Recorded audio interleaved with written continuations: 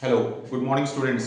तो आज हम एक फिजिक्स का एक नया टॉपिक ले रहे हैं, क्लास 12 का इलेक्ट्रोस्टैटिक्स का, स्थिर विद्युतिकी का एक डेरिवेशन कराने जा रहे हैं। बहुत इंपॉर्टेंट डेरिवेशन है। वो डेरिवेशन हमारा इस तरीके से है, to find electric field intensity, यानी कि विद्युत क्षेत्र की तीव्रता पता करनी है due to an uniformly charged infinite thin plate sheet, यानी कि एक अनंत विस्तार की चादर होगी, यानी कि इनफाइनाइट प्लेन शीट होगी और उस पर जो है चार्ज यूनिफॉर्मली स्प्रेड होगा, यानी कि उस पर एक समान आवेश वितरित होगा। ठीक है, और उसकी वजह से हमें पता करना है यूजिंग गॉस थ्योरम। आपको पता ही है गॉस थ्योरम एक ऐसा बहुत ही ब्यूटीफुल थ्योरम है जिसकी सहायता से हम आवेशों की वजह से विद्युत क्षेत्र ज्ञात करते हैं। तो यहाँ पर एक समान ढंग से आवेशित एक चादर पर आवेश डिस्ट्रीब्यूटेड है, चार्ज जो है वो डिस्ट्रीब्यूटेड है, तो उसकी वजह से हमें इलेक्ट्रिक फील्ड पता करना है। चूंकि ये इनफाइनाइट थिन प्लेन शीट है, यानी कि इसका कोई सीमा नहीं है ऊपर और नीचे, तो हम पूरा गॉस थ्योरम क्या कहता है कि जिस भी आवेश की वजह से आपको, जिस भी चार्ज की वजह से आपको इलेक्ट्रिक फील्ड पता करना है, उसको आप एक गॉसियन पृष्ठ से घेर लीजिए। अब चूंकि ये इनफाइनाइट सीमा का है तो हम इसको पूरा तो घेर नहीं सकते, क्योंकि ये इसकी कोई सीमा तो है नहीं, ऊपर तक गया हुआ और नीचे तक गया हुआ, अनंत सीमा तक गया हुआ है, तो इसलिए हम इसको पूरा तो घेर नहीं सकते। तो इसलिए हम इसका एक छोटा सा पार्ट को घेरने की कोशिश करते हैं, मतलब ये जो चादर है, इस चादर के छोटे से पार्ट को घेरने की कोशिश करते हैं। ठीक है, और जब हम घेरने की कोशिश करेंगे तो समझ लीजिए हम एक इसको वृत्त से घेर रहे हैं, सर्कल से घेर रहे हैं, और सर्कल से कवर करते हुए हमने एक पृष्ठ बनाना है, ये इस तरीके से, यानी कि एक सरफेस क्रिएट करना है। और आपको पता है वो सरफेस किसके शेप का होगा, सिलेंडर के शेप का होगा। मैंने कहा ना कि आवेशों को अगर आपको चार्ज को अगर आपको कवर करना है तो या तो आप सिलेंडर के आकार का ले लीजिए या फिर आप स्फीयर के आकार का ले लीजिए। तो यहां पर हम सिलेंडर के आकार का लेंगे।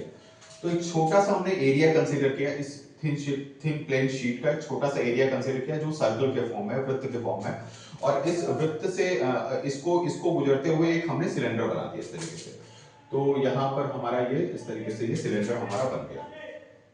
ठीक है, अगर मान के चलते हैं कि ये जो छोटा सा जो पार्ट है जिसको हमने घेर पाया, जो सर्कल के शेप का है, अगर हम इसका एरिया ए मान लें तो ये वाला जो एरिया होगा वो भी ए होगा और ये वाला एरिया जो होगा वो भी ए होगा। ठीक है, तो इसका मतलब है ये हमें एक सिलेंडर इस तरीके से हमें मिल गया। तो अब हमें सिर्फ इतना आवेश मिलेगा जो इस सर्कल में है। तो जो हमारा यूनिफॉर्म, ये जो इनफाइनाइट थिन प्लेन शीट है, इसकी वजह से अगर हमको डेरिवेशन करना है तो हमें एक नया टर्म लेना पड़ेगा जिसको हम लोग कहते हैं सरफेस चार्ज डेंसिटी। ठीक है, सरफेस चार्ज डेंसिटी एक टर्म लेना पड़ेगा, सरफेस चार्ज डेंसिटी। डेंसिटी और हिंदी में कहते हैं पृष्ठ घनत्व, आवेश का पृष्ठ घनत्व, और इसका फॉर्मूला होता है that is Q upon A। ठीक है, ध्यान देना, और इसको डिनोट करते हैं किससे, सिग्मा से डिनोट करते हैं। ठीक है, तो कहने का मतलब ये छोटे से एरिया में जो आवेश होगा, जो चार्ज होगा वो Q होगा, और इस छोटे से एरिया का जो ये शेप है, इसका जो एरिया होगा दैट इज A। इनको डिवाइड कर देंगे तो हमको एक पृष्ठ घनत्व मिल जाएगा, यानी कि सरफेस चार्ज डेंसिटी हमको मिल जाएगी। अब हमको क्या करना है, अब मकसद क्या है कि भाई इतना इतना चार्ज हमने कवर कर लिया, तो इस चार्ज की वजह से जो फ्लक्स कैलकुलेट करना है। तो अब इससे फ्लक्स जो निकलेगा वो मतलब जैसे ये चार्ज है, तो चार्ज की वजह से फ्लक्स की लाइंस निकलती है, इलेक्ट्रिक फील्ड की लाइंस निकलती हैं। तो इलेक्ट्रिक फील्ड की लाइंस इधर से भी निकल सकती है, इस वाले एरिया से भी निकल सकती है, इलेक्ट्रिक फील्ड की लाइंस इस एरिया से भी निकल सकती हैं, और इलेक्ट्रिक फील्ड की लाइंस जो ये सिलेंडर का जो ये कर्व सरफेस एरिया, जो वक्र पृष्ठ है, इससे भी निकल सकती हैं। यानी कि आपको जो भी पृष्ठ लेना है, यानी कि जो भी बॉडी लेनी है, उसके जितने भी एरिया पॉसिबल है उन सबको कवर करना है। यानी कि एक एरिया इधर होगा, ये वाला, एक एरिया ये उधर होगा, एक इसका कर्व सरफेस एरिया होगा, वक्र पृष्ठ। इन तीनों से कितना फ्लक्स निकालना है ये कैलकुलेट करवाता है कौन, गॉस थ्योरम, और फिर फ्लक्स की सहायता से इलेक्ट्रिक फील्ड बड़े आराम से निकल सकता है। ठीक है, अब देखिएगा, चूंकि ये पॉजिटिव चार्ज है तो इसकी वजह से जो इलेक्ट्रिक फील्ड इस डायरेक्शन में होगा।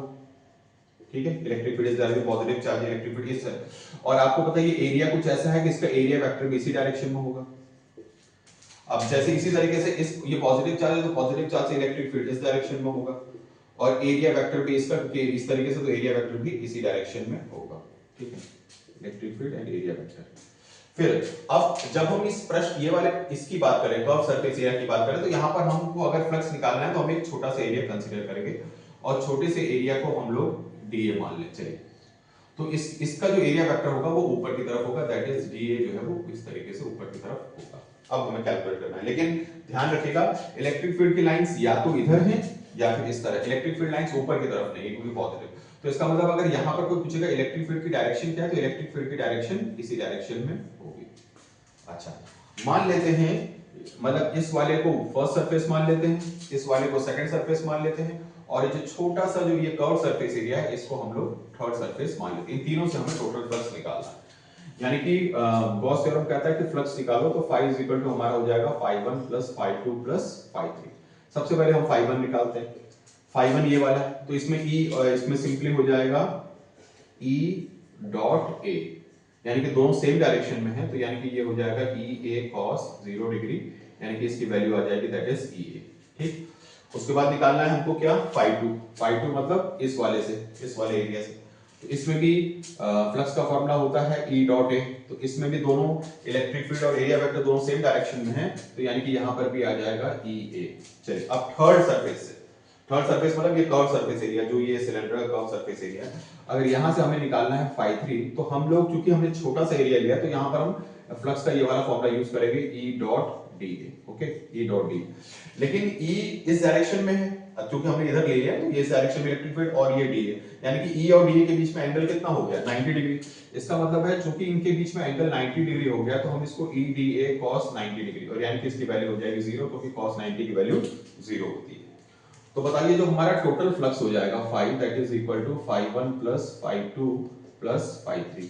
तो ये बताइए EA था और ये भी EA था और ये 0 था, यानी कि टोटल वैल्यू हो जाएगी 2EA।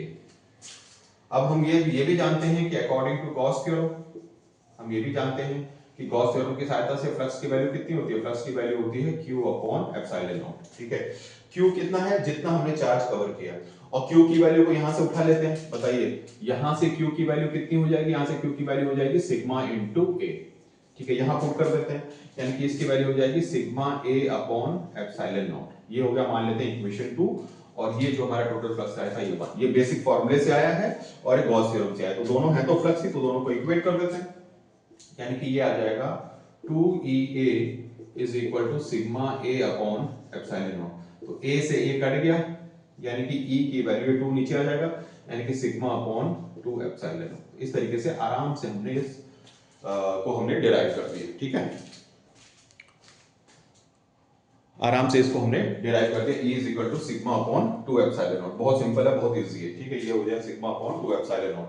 अच्छा, एक बात पता चल रही है कि इस इलेक्ट्रिक फील्ड के एक्सप्रेशन में कहीं पर भी देखिए R नहीं आ रहा है, कहीं पर भी R नहीं आ रहा, मतलब डिस्टेंस नहीं आ रही कि मतलब ये कोई पॉइंट है इतनी डिस्टेंस पर, मतलब जैसे जो R है वो पॉइंट R डिस्टेंस पर, ऐसा कोई R यहाँ पर आ नहीं रहा। तो इस बात से ये कंक्लूजन निकलता है कि निष्कर्ष ये निकलता है कि electric field is same at every point. Electric field is same at every point. ठीक है, हर पॉइंट पर इलेक्ट्रिक फील्ड की वैल्यू क्या होगी बेटा, सेम होगी।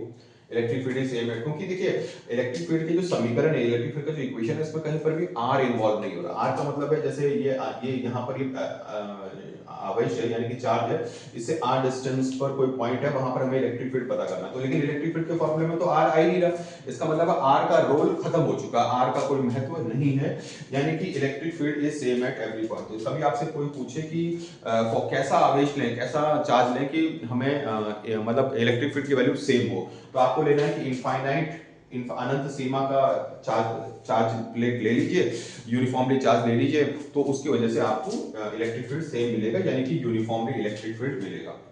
एक और चीज, अगर आपसे कोई पूछे कि ग्राफ बनाओ इलेक्ट्रिक फील्ड और R के बीच में, इलेक्ट्रिक फील्ड और R के बीच में, मतलब ये इनफाइनाइट प्लेन शीट है, इसकी वजह से R, तो चूंकि इलेक्ट्रिक फील्ड की वैल्यू R पर डिपेंड ही नहीं कर रही, तो यानी कि पूरी वैल्यू जो होगी वो कांस्टेंट होगी, और इस इलेक्ट्रिक फील्ड की वैल्यू एक ही होगी, that is sigma upon 2 epsilon not. ठीक है, तो ये वीडियो उम्मीद है कि आपको समझ में आया होगा। ऐसे ही अच्छी वीडियोस को देखने के लिए शेयर, लाइक और सब्सक्राइब कर लीजिएगा। आगे चल के हम और अच्छे डेरिवेशंस करेंगे और डिटेल वीडियोस बनाएंगे। अभी तो मैं पिछले 2 वीडियोस भी मैंने ज्यादा समय का नहीं बनाया और ये भी ज्यादा बड़ा नहीं, लेकिन आगे चल के कंटिन्यू करने के लिए हम लोग डिटेल वीडियो बनाएंगे। Thank you very much.